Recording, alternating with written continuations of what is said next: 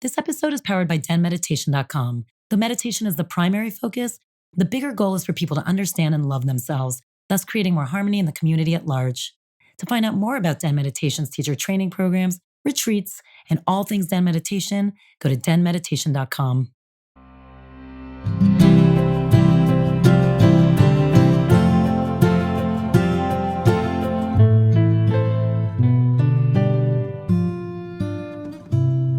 Welcome to Den Talks Podcast. This is an emergency episode with Gahl Sasson, one of our favorite astrologers. I am Tal, your host and the founder of Den Meditation. We wanted to get this out quickly because there's so much going on, especially in the Middle East, and we're all traumatized, regardless of what your point of view is, regardless of how you feel, how you're personally connected to it or not. We're all feeling it. The energy is heavy. It is a lot, and there's a lot going on. And what I always find fascinating with Gahl, because he understands so much about history and religion and mysticism and astrology, the way he can look at cycles, the way he can look at what planets are where. He did actually in his last book, I remember reading this, he predicted right around these dates that there was going to be, it was like pick your battles wisely. So he is very good at what he does. It is a fascinating, fascinating take on what's happening from this perspective of the sky.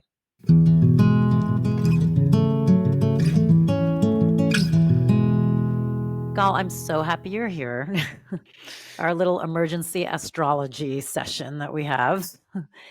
Because as we both know, there's turmoil happening in the world, turmoil happening in the Middle East, to put it lightly. And it's really sad and really awful. But what I think is fascinating, obviously, is, to look at it from an astrological perspective, you've been warning about this, and it's been literally in the stars. So I'm curious, to talk to you so you can explain that to people, and also we can talk a little bit about what that means and where it feels like things are headed. It's interesting because I think we talked last time when I was in Israel. And I was talking to you about how Pluto, every 250 years, Pluto is the planet that is associated with transformation, death, and resurrection, but also where power is. And it's moving from Capricorn, where it's been since 2008, all the way up until March of 2023. But because it's a slow planet, it goes back and forth. Only next year, it's really officially settling in Aquarius for 20 years. And when we looked historically when Pluto was in Aquarius, last time was the French Revolution, the ratification of the American Constitution, the Industrial Revolution, and now we're here in the midst of the AI revolution. And in general, the movement is moving towards the people. But the interesting thing is that if you go back in time, 250 years back, you eventually get to 70 AD, CE, which is 66 to 70 CE was the Great Revolt in Jerusalem against the Roman Empire that accumulated in the destruction of Jerusalem. So even in the book of 2023, and even in our podcast here, when we talked about the astrology of 2023, we mentioned that the area of Israel, especially because of that Pluto in Aquarius, will be flaring up. And not only that, one of the things we also talked about here is that both Palestine and Israel happen to be a Taurus, which is a nice sign. Don't get me wrong. Tauruses are very sensuous. They're very connected to luxury, good like with money. Homes. But yes, it's a fixed earth sign. So not only it's an earth sign, it's fixed earth sign. Meaning it's not like Capricorn, which is just an air sign, or a Virgo, which is an earth sign. It is the earth of the earth. Everything is about the earth. And it's funny because even God promised the land flowing with milk and honey, and milk comes from cows, come from the Tauruses. So it's kind of interesting. God promised you a land that has a lot of milk, hence a cow. And now we have two cows there gazing at the same small territory. I mean, Israel is about the size of New Jersey. So it's kind of like not a lot of space there to graze. And offering two people the same land, it's so symbolic that that's precisely also what happened in the Bible, where according to the Arabs, Ishmael, the son of Abraham, got the land, but according to the Jews, it was Isaac, then later on Jacob and so forth, that had the land. So we're talking about two signs that are very stubborn, because that's what Taurus represent, butting head, basically literally the raging bull in the land, the promised land, the land that is promised to too many. Let's say Right. it by, I forgot, I promised it to them. Oosh, yes, I also promised it to them. It's a big mess. Now, the idea is that once in 84 years, there's a planet called Uranus, which is called the Awakener. He's the loco, the joker, the fool. He's the unexpected incidents that happen to us in life. So anything that's kind of out of the ordinary, unique, it's Uranus. And Uranus, once in 84 years, moved into Taurus. That started in 2018 until 2026, when now it's the peak of it. Now, literally, Uranus is on top of the sun of Israel. So we're talking about two. I think that Palestine was officially 17th of May, Israel 14th of May. You're talking about literally spending the same area in the zodiac, and Uranus is now there. It's going over the son of Israel, going the son of Palestine, creating an awakening in a sense, but also disruption. It also represents the unexpected. And I remember 3 weeks ago in my talks here every Sunday that I'm doing, I always told people, listen, the wild card. Uranus is the wild card. It's unexpected. Therefore, I can't predict what's going to happen. The only thing I can predict is something unpredictable is going to happen, and that's definitely what I think happened in Israel. First, the attack of Hamas was unexpected, but also I personally believe Hamas didn't believe that they will be so successful. To be honest, I think they went in there, even with their numbers and everything, to cause a little bit of pain or whatever, and then they probably thought they can just sneak out, or they thought that they will not be able to pull it through. So I think the unexpectedness was not only for the world to see what happened, but also for them. That's going to continue until May next year. So we still have a lot of ups and downs with that we can't avoid. Now, it's not the only aspect that's going on, right, astrologically speaking, because we also have something called a nodal return. Nodal return happens every 19 years, and basically it means that the source of the eclipses are shifting into a different sign. And the North Node, or the dragon, represents what we are here to learn as a collective. And we're now here to learn about Aries. Aries is ruled by Mars, the god of war. Aries is red. No wonder the drums of war are being beaten everywhere.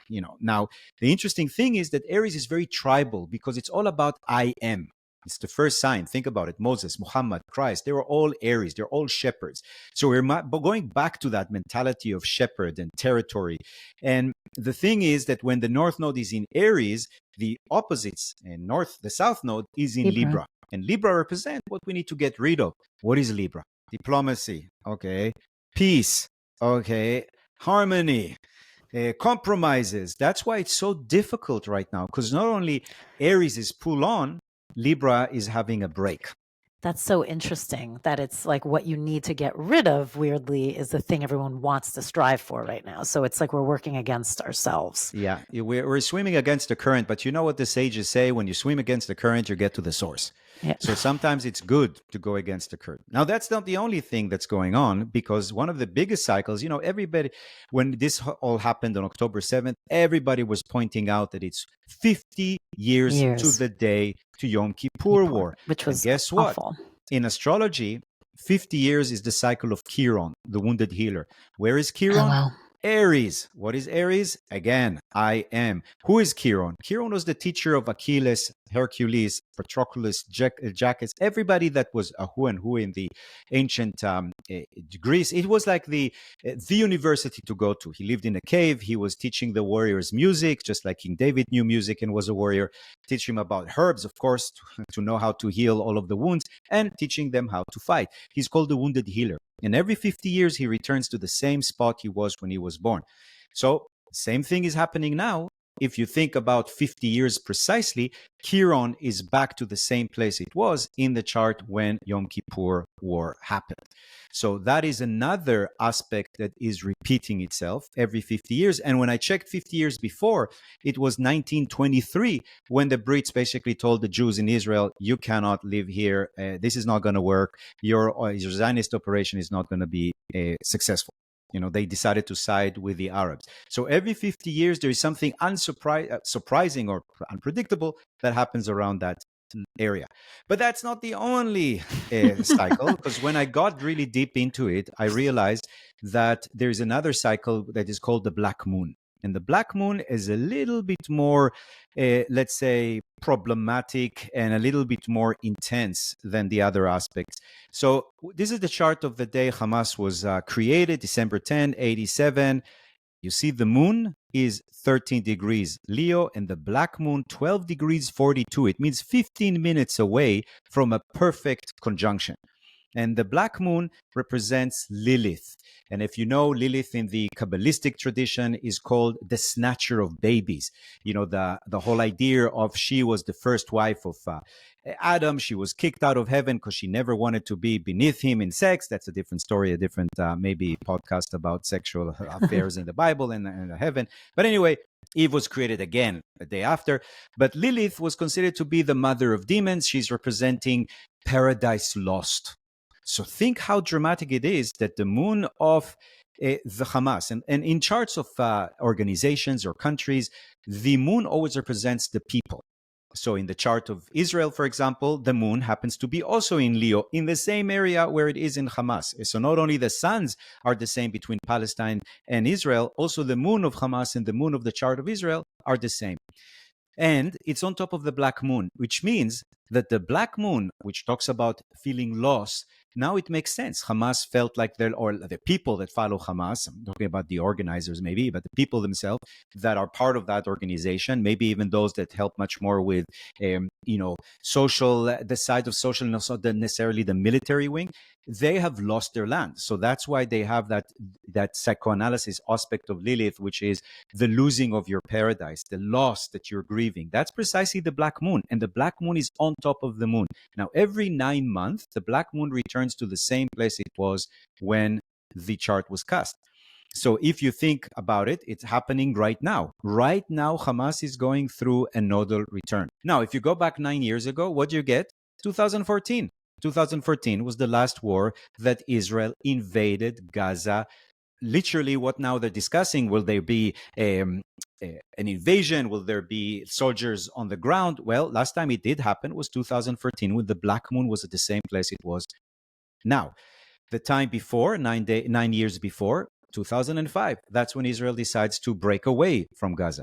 So you see that all of the aspects we mentioned are returning, but the biggest aspect of them all is Saturn return. We have talked so many times here on Saturn return, which happens between the ages of 27 to 30, to everybody, also to countries, to people between 27 to 30. You went through so many changes in your life, 56, 60, it's every 29 years approximately. Now, if you look back at what happened 29 years ago, you get to 1994, which is when Palestine was created and the Oslo Accord were made. So it's at that time we had that junction that, yes, it can happen. What happened in 95? Rabin died, and then Bibi Netanyahu becomes prime minister. By using all of the hate against Rabin and Oslo and all of these crazy people that are now basically ruling Israel. So that gang there that wanted to even start the judicial reform in Israel were all back then in 2005 really upset about losing Gaza. They literally say that part of the reason why they want to change the judicial system in Israel is because it pulled out of Gaza. So think about all the connection right now. But more than that, it was 94 and 95 where there was a moment we could have made peace and it drifted away. And the time before that, the Saturn return of before, 67.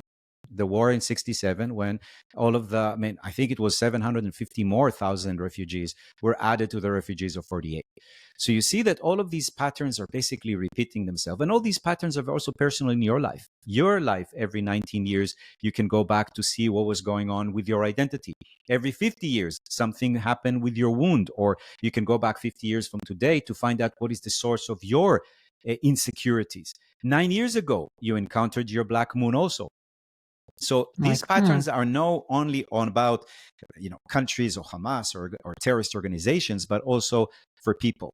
So that was a little bit about what's going on right now and all the synchronicities. Now, the biggest issue we have now is that we're now in eclipse seasons. So between the October 14th to the 28th, we are going through crazy eclipses. That's one of the reasons why it's the first time in my life that I made 12 videos for TikTok and for Instagram to make sure that everybody knows which every sign is going to deal with the eclipses. Why? Because the eclipses are in Taurus and Scorpio. And Scorpio is the sign of death, transformation, resurrection, which is great. Taurus, again, Taurus, we're talking about Taurus. Palestine is Taurus, Israel is Taurus. And the next eclipse, which is October 28th, is the moon in Taurus. So everything is funneling itself to a kind of an explosion or a resolution on October 28th. But again, in eclipse season, especially with that Uranus unpredictable, we just have to pray for the best and to really be aware that I think the biggest issue that we have over there are not the people. The people of Israel, because their government is not functioning. We talked about it here when I was even in the last time. Yep. It's the worst government that Israel ever had. It Yep. is surrounded with jokers and fools and idiots. You can't even believe the stuff that comes out right now from the government and the lack of ability to deal with a situation like that. Who did step up? All these people that were in WhatsApp groups during all these demonstrations immediately stopped the demonstration and said, okay, meet us at the junction with 200 sandwiches. We need to take these people from here to there. We need to drive the volunteers to drive hospitals and meals to the south. They reorganized the country. The whole country is running now by the people. Yep. And I think that in Gaza, they have to do the same thing. That's why in astrology they say that your worst enemy is your best friend if you can know how to do it. And I think that what the people in Gaza have to do is the same thing that people in Israel did. Get rid of the reliance on Hamas or all of these corrupt people that only want to kill and kill babies, and take control over it. And I think that this would be an opportunity for Israelis to take care of their ultra nationalist and ultra religious people and put them in place. And the same thing with the Palestinians. Take care of the ultra religious and the ultra right, and get into the center where there is peace. Can you see anything in the charts about like female influence, whether it's a literal female or just the feminine? So far, there is only Lilith involved in everything, and Lilith is the one that rapes and snatches babies. So it's not the most optimistic. Let's say feminine energy. It's tough because next year we have the year of the young dragon, not young because he's young, but because young, Y-A-N-G, masculine. It's going to be a wood dragon. The dragon in the Western astrology is in Aries, which is fire. Even Pisces, which is a feminine side, is kind of under the occupation of Saturn right now. It's not the easiest. I know, because all I keep feeling is like if women could somehow get in there, which we know, especially, on the Palestinian side is very difficult. But it's like, I just feel like not only. Because in the government of Israel now, it's the least amount. But the least amount of women in the history of Israel. I know, and it's been yes, it's really sad, and it just feels like there would be a very different relationship forming. I feel like if the more of the feminine energy could come through. Anything but these people, Yes, agreed. Anything from these people. But I know. I do agree that archetypically speaking, women have a better understanding of human life value because they have to suffer really hard to bring it. So I think that that's something that is embedded in their DNA. Yeah, the cellulars. Yeah. So, it's interesting because you talk a lot about the nodes and then, Pluto and Aquarius. And the nodes meaning like you're going into this time of I am. Mm-hmm. What do you feel like it's ultimately signifying? Because that's interesting, because in some ways you could go to the place of like, oh God, if everyone keeps doing I am, and you are, does that keep it separate? Or is there a version of Aquarius has influence here of like I am has to be part of a bigger whole? I think so. I think that because it is happening during Aquarius, or the edge or the entrance to the edge of Aquarius, which is all about humanitarian altruism, helping each other. I think that there is. Pluto in Aquarius is supposed to be good for humanity. So, the French Revolution, it wasn't that good for some people there. Anybody involved in the revolution, now that you think about Robespierre and all that. But still, after that, there was a big opening for emancipation of a lot of people and the breaking of the class system that started trickling down all over Europe. The American Constitution, we the people, So Pluto moving finally to Aquarius, which is only going to happen end of November next year, is going to really help. Now, there's a big shift also happening in January in 2024 when Pluto is moving to Aquarius until September. And I think that that could help, because what is Pluto? Power. What is Aquarius? People, altruism, community. So hopefully by then it will be easier.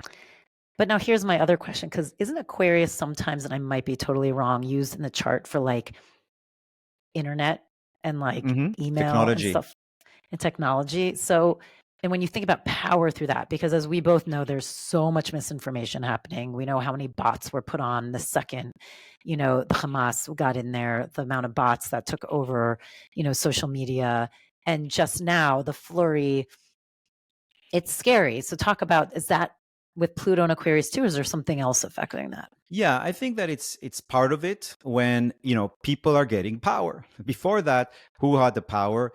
Big media, conglomerate, they still have it, but you got the news from specific places. Now, everybody can forward information or disinformation. And the more scandalous it is, the more outrageous, the more popular, and the more the algorithm pushes it up. So yes, that combination of AI, which is part of Aquarius, and communities, people, is also Aquarius, but also anything to do with innovation, social media, technology, it does lead to the fact that, they checked that 500,000 posts were done in the first few days of the war. They calculated that a quarter of that was misinformation. A quarter. 1 out of 4 was either a bot or complete misinformation. And it doesn't mean that if you fix it, it's easier. You see now what's going on with the hospital.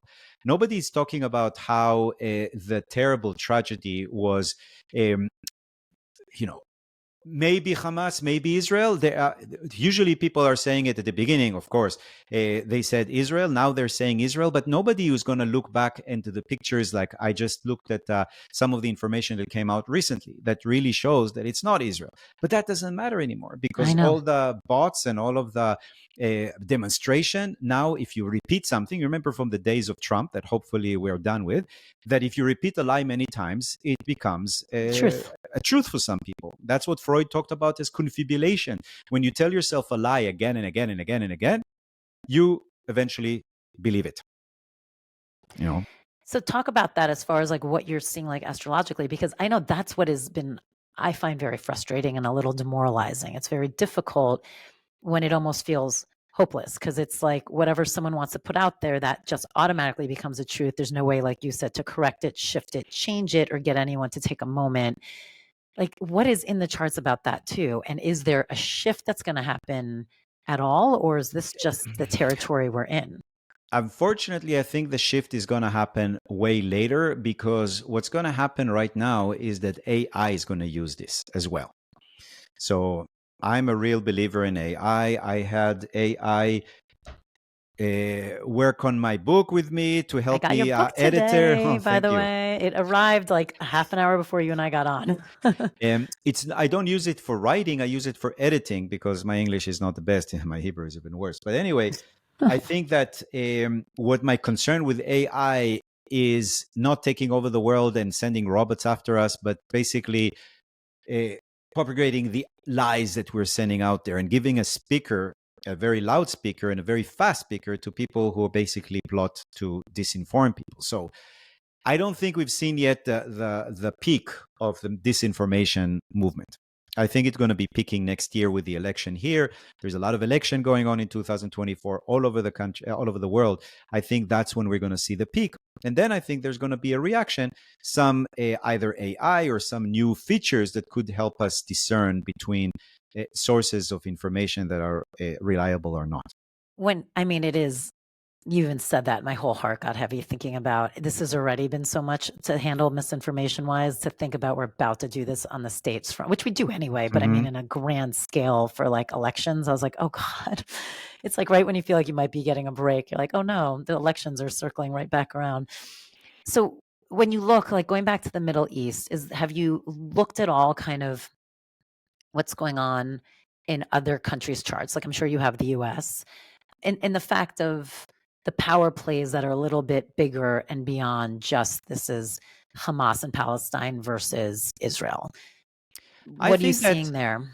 I don't think it's only about the Middle East. I think that one of the reasons why I agree. President Biden went there and he was, he received with open arms by everybody there.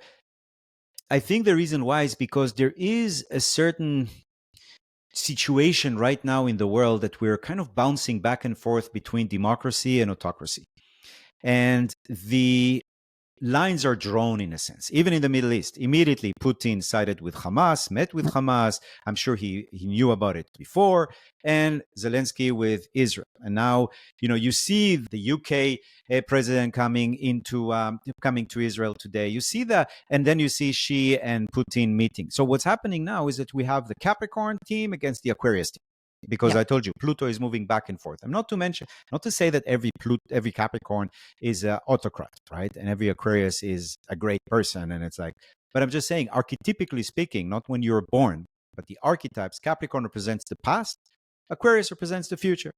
So Capricorn represents we need Alpha to take care of everything. And if the Alpha is good, that the troop is okay. Okay, that makes sense evolutionally. So instead of talking, we should now be starting to groom each other like other apes and go back to the jungle, right? But if you want the future, which is Aquarius, which is all about technology, innovation, younger people, equality, liberalism, and all that idea of inclusion and humanity is one, then you're moving towards democracy in Aquarius. So because Pluto is moving now back and forth between Capricorn, the past, and Aquarius, the future, that's what we're seeing. But not only there, we're seeing it everywhere. And we're going to see it in the United States next year very, very strongly.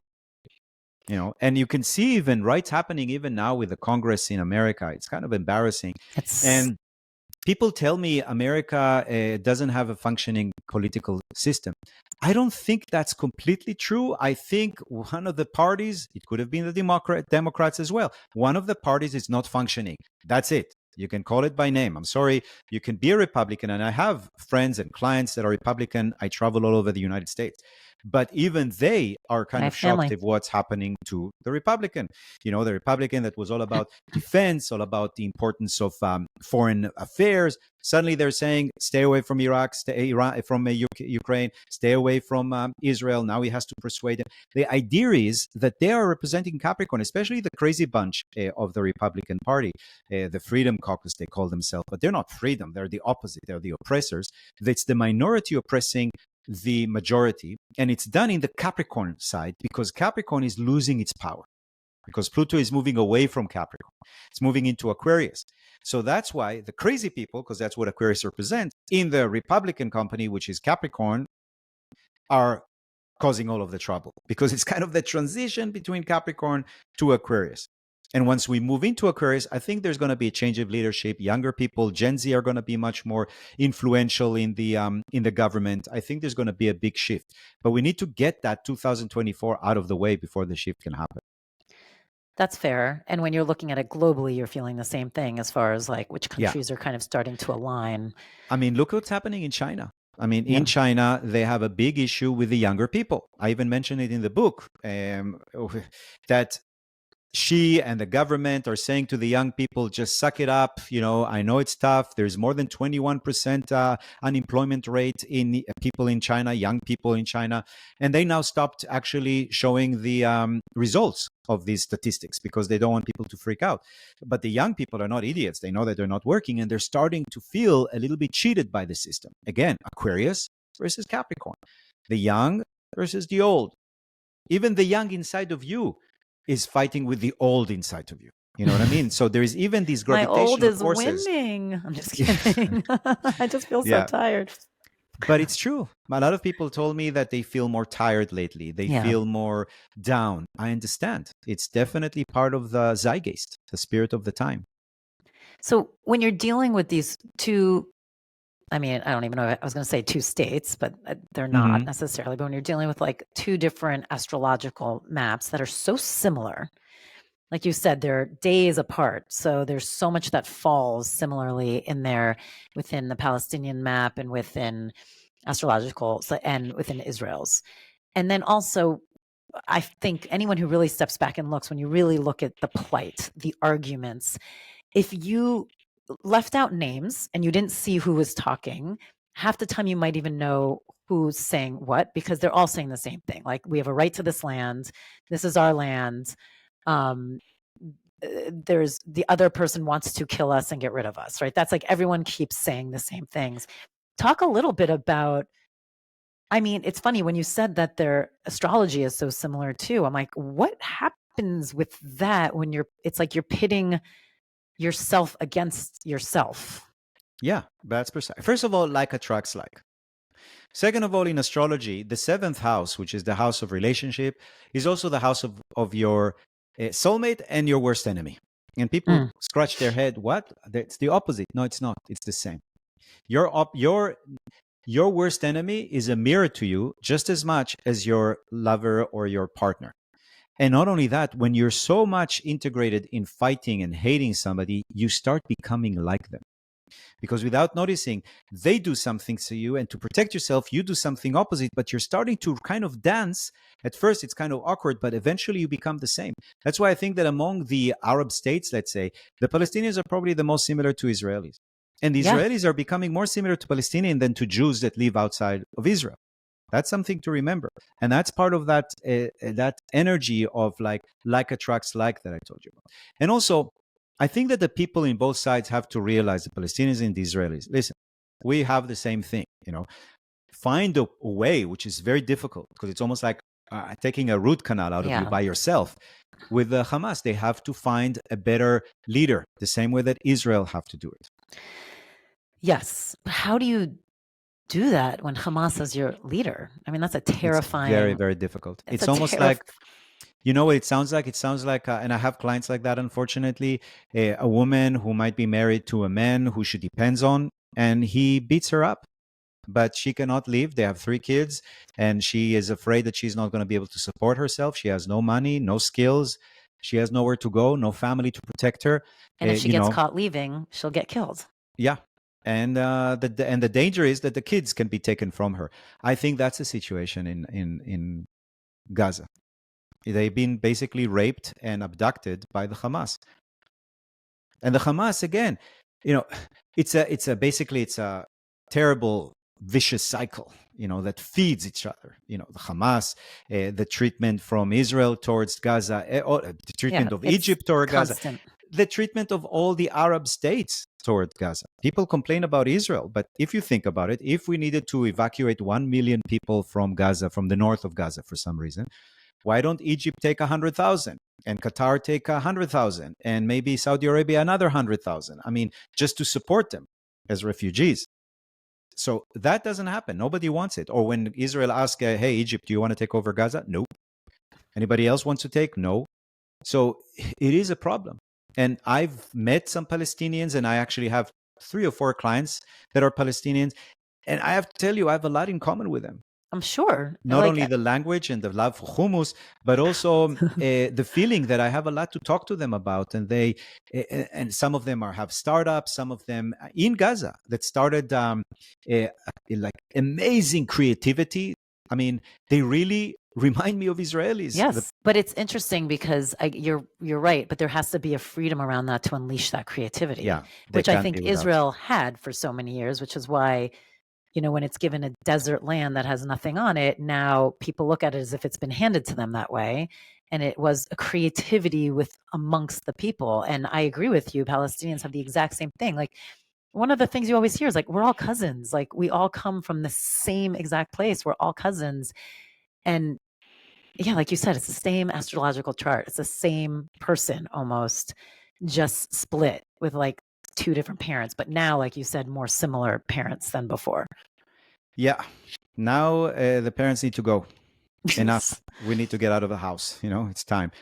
And really, I know it's not the best time to say that I'm optimistic, but I do have an optimistic outlook of what's going to happen. It doesn't mean that it wasn't terrible or is not going to be still terrible, but I have a feeling that maybe we have a way out of it, that there could be a way to limit the damage and the unnecessary death.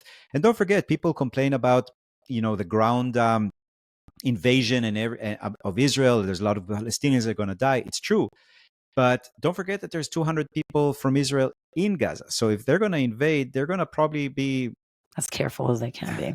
as careful, but also it's not like their bombs are going to be not directed towards Israeli or where the Israelis are, because I'm sure that the abducted people are located in very close to the Specific. leaders. Yeah. Yes, of course. Very specific. They're not dummies. Like there are Yeah. no dummies over there. So that's definitely part of the equation. That's one of the reasons why they're going to suffer just as much from this invasion as the Palestinians. I know, and people forget that too. Mhm. Okay, so this has been illuminating and amazing. Go over key dates again within this Middle East of people should be kind of just paying attention to or looking towards. I know you put a few out there as we were talking, but let's just kind of. Yeah, we can say that October 28th right now coming up is very, very intense because of the lunar eclipse in Taurus. And then we have a Mercury retrograde that could create a lot of misunderstanding and fog of war between, let's say it starts middle of December until about the third day of 2024. And then to pay attention to the end of March and beginning of April, because once again, we have the eclipses and Mercury retrograde.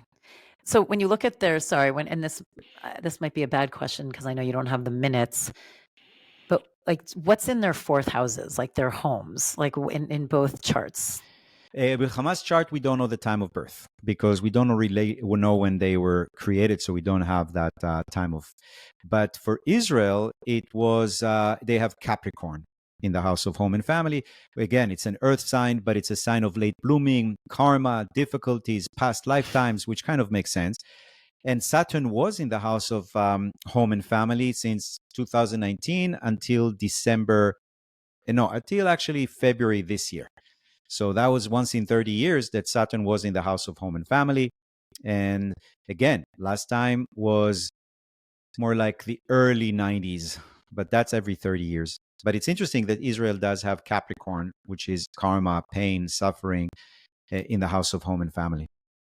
Are there any other significant parts in their charts? Like I'm trying to think. Like, have you ever? And I know you don't have the exact times. Have you ever done a composite chart? I'm sure you have of the two of them. Yeah, they're not yeah, I did for Hamas in Israel, and it's like interesting how the moon is sitting right on top, and Saturn of Israel is sitting on top of the moon of Hamas, which is kind of interesting because it's repressive. Saturn is very repressive, and it sits on top of the moon of Hamas, which is home and family. Mm. But again, I think that the most important thing right now is for all of us to use the power of imagination and focus and send money to whatever. Just make sure that it reaches the people you're planning for it. I know. That's the trick. Yeah. And send a lot of light, send a lot of hope. Yes, I will say, because I know people know I'm pretty vocal and I think they make assumptions. And I try and say it all the time. I don't want anyone dying. This is awful what's happening. It makes my heart hurt. And I do every night and morning when I wake up, I try and I just run my energy. And then I try and put like whatever comes to mind that day, whether it's a soft energy, whether it's a pink energy, whether it's a healing energy, to that whole area, meaning every single person who's there, everyone who's involved, to try and just somehow at some point soften it all. Because we are all connected and we all That's energetically, what we can do. If we can help move it through us, hopefully we can consolidate it there as well. Yeah. And you never know. You might be the one last person that if you join the gang of meditators, it will make the change. Yeah. You know, that's a good call right there. You're the one. You're the last one. You're the feather that can break the camel's back. Yeah. Well, look, I appreciate this. Thank you. It's fascinating. I mean, it really is fascinating, like how much just the Aries Libra of it all, of like justice versus war. And you're like, oh my God, that's legit what's happening right now. It's crazy. It's crazy. Yeah, it's loco. It's Uranus. Which is, as we've learned, part of this. Yeah. Well, thank you. You guys, you're welcome. Amazing. And thanks for giving us this space to share our thoughts and explain certain things or just contemplate. It's not that there is always about explanation. Sometimes it's just about diving into a subject and observing it. Yeah. Yeah. Yeah. Well, thank you. Thanks.